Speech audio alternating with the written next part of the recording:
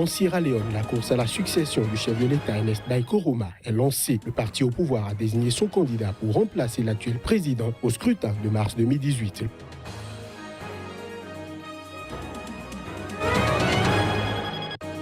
Au Kenya, le nouveau rapport a été publié ce lundi par Amnesty International et Human Rights Watch. Les deux organisations dénoncent l'usage excessif de la force par la police kenyane lors de récentes manifestations.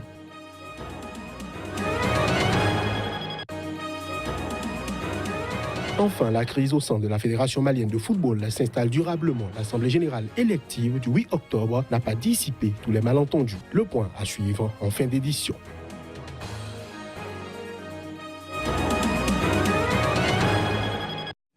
Voilà pour le sommaire de cette nouvelle édition sur Sika. À toutes et à tous, bonjour et bienvenue.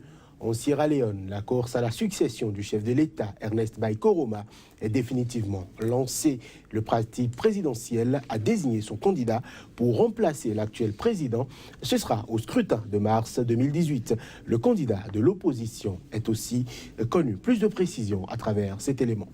Le chef de l'État sierra-léonais Ernest Bai Koroma a désigné son ministre des Affaires étrangères, Samura Matthew Wilson Kamara, comme candidat de son parti, tandis que la principale formation d'opposition a choisi Julius Madabio, battu par Koroma en 2012. Kamara a été désigné lors de la convention du parti à Makeni, ville d'origine de Bai Koroma, lors d'une convention marquée par l'inauguration d'un nouveau siège de l'APC, Congrès de tout le peuple au pouvoir, qui s'est achevé dans la nuit de dimanche à lundi. Le candidat économiste de formation de 66 ans, précédemment ministre des Finances et gouverneur de la Banque centrale, a été sélectionné parmi 26 prétendants. Les statuts de l'APC prévoient que les candidats du parti puissent être désignés soit par élection, soit par nomination. De son côté, le SLPP, le Parti du peuple de Sierra Leone, principale formation d'opposition, a investi un ancien général, Julius Madabio, 53 ans, déjà candidat en 2012, ex-chef d'une junte militaire qui a dirigé le pays pendant quelques mois en 1996.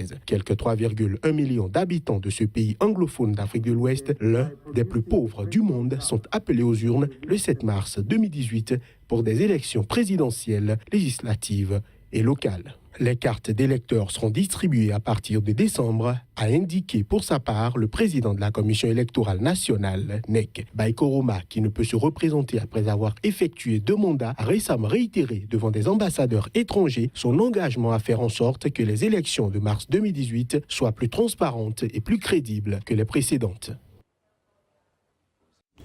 La Commission électorale nationale indépendante congolaise, CENI, a annoncé qu'il faudrait 504 jours après la fin de l'opération de révision du fichier électoral pour organiser les élections en République démocratique du Congo. Cette nouvelle ne cesse de susciter débat auprès de la population. Certains pensent que la CENI serait manipulée par le pouvoir en vue de faire perdurer le mandat du chef de l'État. Les autres estiment que la CENI a besoin de plus de temps pour organiser les élections en bonne et due forme. Suivons la réaction de quelques Kinois au micro de Yet Mavinga Nzao Kataï, notre correspondante sur place. Les élections auront lieu qu'en 2019, c'est dans les propos de Corneille Nangaa. Et cela ne nous a pas surpris, premièrement, parce que Nangaa déjà avait présenté l'impossibilité d'organiser des élections en décembre 2017, comme le prévoit l'accord de la Saint-Sylvestre. Mais ce qui inquiète, c'est que tout ce qui est présenté à Nangaa comme voie de sortie ou solution pour organiser à temps des élections est rejeté par lui. Il y a l'opposition et les partenaires qui ont par exemple proposé qu'on puisse découpler les élections. Nangaa ne veut pas entendre la chose de cette oreille, c'est ce qui inquiète. Nangaa se montre plus pragmatique. Il n'a pas d'argent, il lui faut 1 milliard 300 millions, alors qu'il n'a que 700. Ça veut dire qu'il a encore la moitié.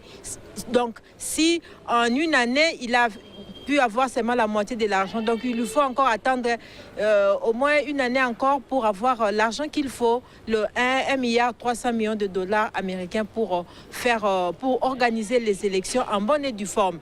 Je me dis, Nangaa se montre plus pragmatique parce qu'il ne veut pas échouer. Alors il veut réunir tout autour de lui tous les moyens possibles pour que les élections se fassent vraiment en toute beauté. Corneille Nangaa portera seul toute la responsabilité. Je pense que les responsabilités qui sont les siennes devaient se limiter à se servir et non à défier tout un peuple. Nous disons, ce calendrier lui revient à lui tout seul. Cette proposition n'est importante que pour Corneille Nangaa et son maître. Tuer, c'est criminel. C'est le titre du nouveau rapport publié ce lundi par Amnesty International et Human Rights Watch. Les deux organisations de défense des droits humains dénoncent l'usage excessif de la force par la police kenyane lors de manifestations qui ont suivi l'élection présidentielle du 8 août 2017. Les images. Pour les deux ONG, la police kenyane est directement impliquée dans la mort d'au moins 33 personnes. Elle est aussi responsable de centaines de blessés. Les violences documentées se sont produites à Nairobi, la capitale, du 9 août au 12 septembre 2017. Selon ce rapport, les victimes sont pour beaucoup des manifestants issus des rangs de l'opposition. La police leur a tiré dessus ou les a tout simplement passés à tabac. D'autres personnes sont mortes par asphyxie après avoir inhalé du gaz lacrymogène. Amnesty International et Human Rights Watch ont dressé un autre constat. Les manifestants ne sont pas les seules victimes de ces violences policières. Elles touchent aussi les habitants des bastions de l'opposition, comme une femme enceinte de 8 mois piétinée à mort par une foule en fuite lors d'une manifestation. Selon Michelle Kayari, la directrice adjointe d'Amnesty International pour l'Afrique de l'Est et des Grands Lacs, certains bastions de l'opposition ont été encerclés, les habitations envahies et des habitants ont aussi perdu leur commerce. Selon cette responsable, les premières victimes de ces violences policières sont les plus pauvres. Au Libéria, l'opposant George Oppong-Weah, ancien footballeur et actuel sénateur, arrive en tête au premier tour de la présidentielle avec 39% des suffrages, selon les résultats annoncés dimanche soir par la commission électorale et qui porte sur 95% des bureaux de vote. Il affrontera au second tour l'actuel vice-président Joseph Boakai, arrivé deuxième avec 29,1% des voix. Retour sur cette tendance à travers cet élément. C'est désormais officiel, le second tour de l'élection présidentielle au Libéria opposera le sénateur George Weah, légende du football africain, et le vice-président sortant Joseph Boakai. Aucun candidat n'était en mesure d'obtenir la majorité absolue au premier tour, selon les résultats de la commission électorale, portant sur plus de 95% des bureaux de vote.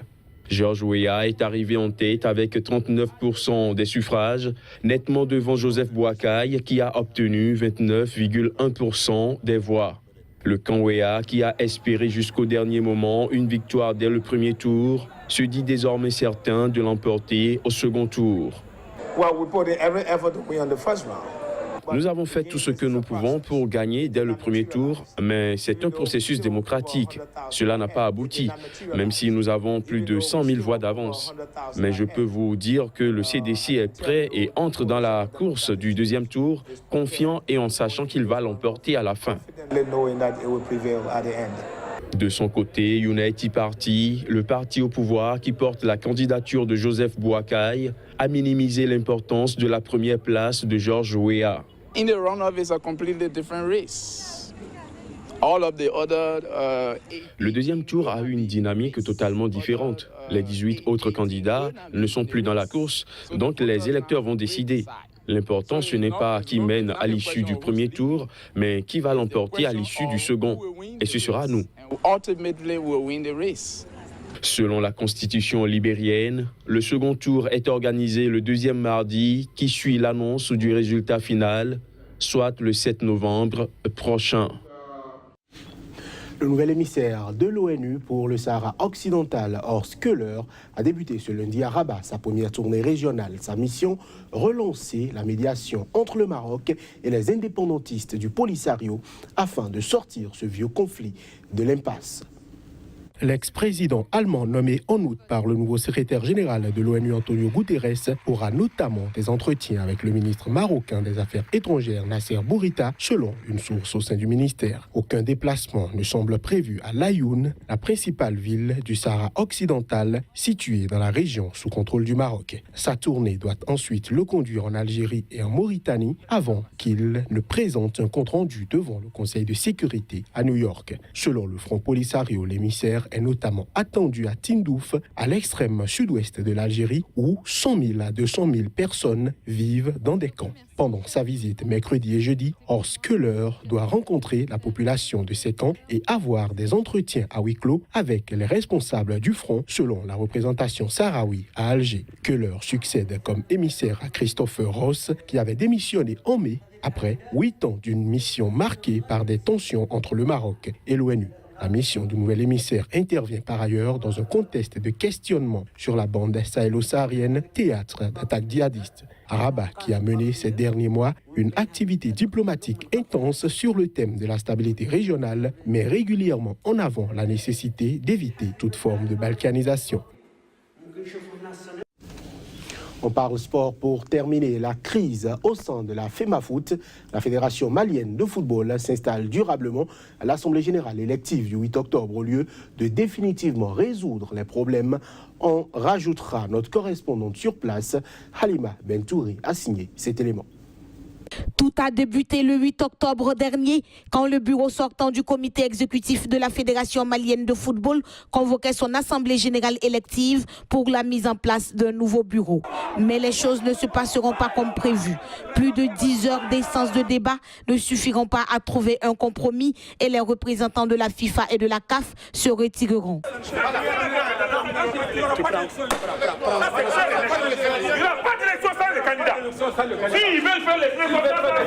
Le président sortant suspendra les discussions et convoquera le collège électoral le lendemain dans un hôtel de la place pour la poursuite des travaux.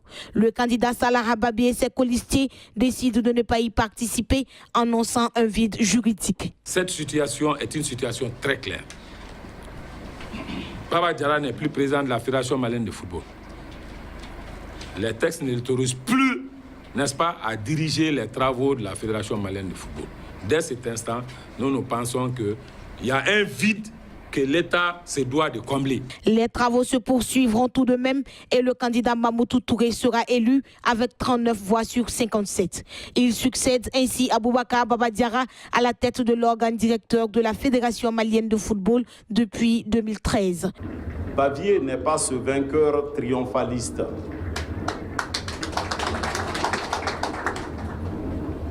Chers frères Salah et colistiers, vous n'avez pas démérité. Vous êtes des hommes et des femmes compétents et passionnés. C'est pourquoi je nourris l'espoir de vous voir à nos côtés pour rebâtir notre édifice commun, le football malien.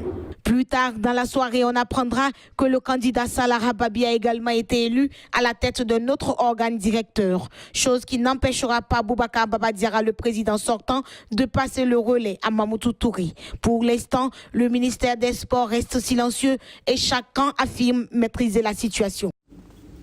Voilà qui met un terme à cette édition. Merci de nous avoir suivis. Très bonne journée à chacun et à tous.